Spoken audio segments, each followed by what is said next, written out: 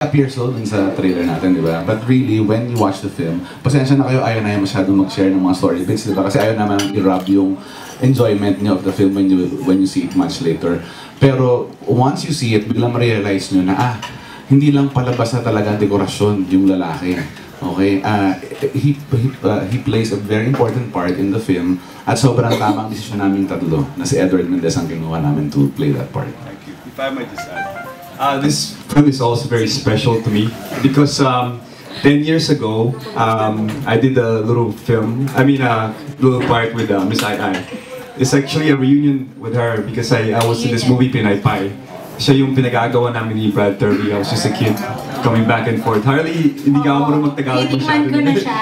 Reunion namin to. Ano ba yan? It's so surreal na ka-work ko siya this time na 10 years later. So, sobrang nakakatuwa lang.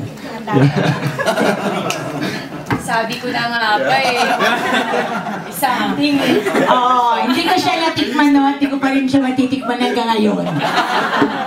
Sa next na lang. Next lifetime na lang.